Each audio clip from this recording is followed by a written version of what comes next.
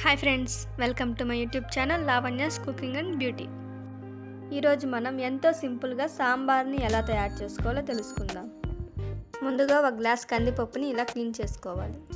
ఇప్పుడు ఇందులో నిమ్మకాయ సైజ్ అంతా చింతపండుని యాడ్ చేసుకొని ఇందులోనే 2 టమాటాలని ఇలా కట్ చేసుకొని వేసుకోవాలి.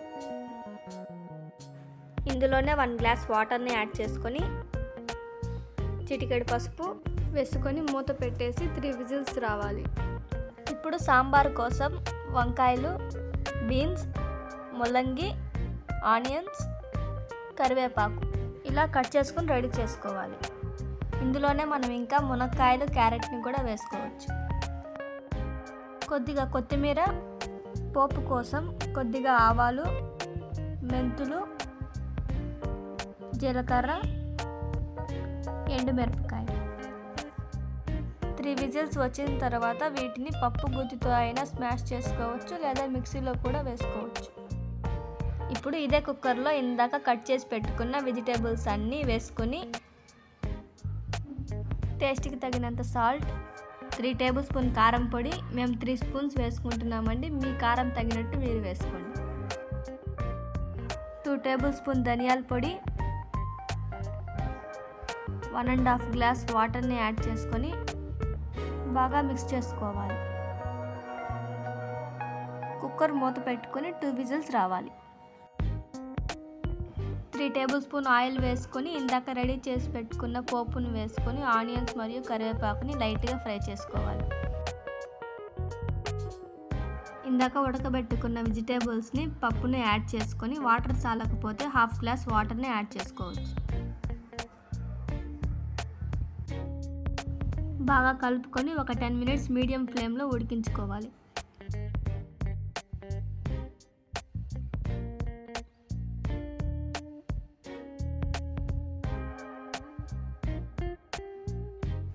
ఇప్పుడు కొత్తిమీరని వేసుకోవాలి.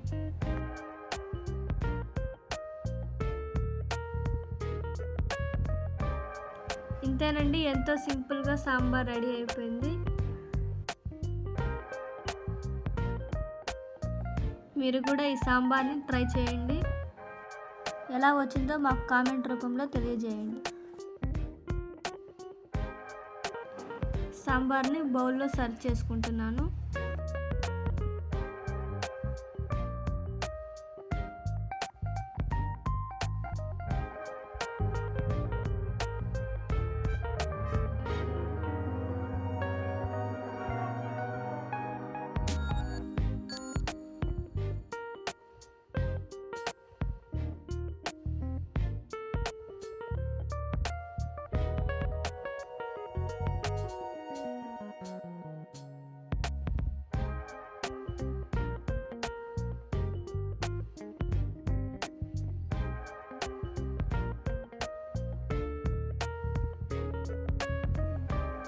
మీకు కనుక ఈ వీడియో నచ్చినట్టయితే లైక్ చేయండి, షేర్ చేయండి, సబ్స్క్రైబ్ చేయండి.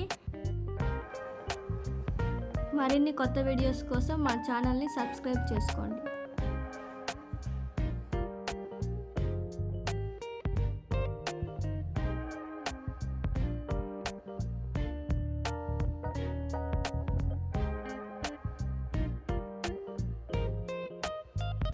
Okay, bye.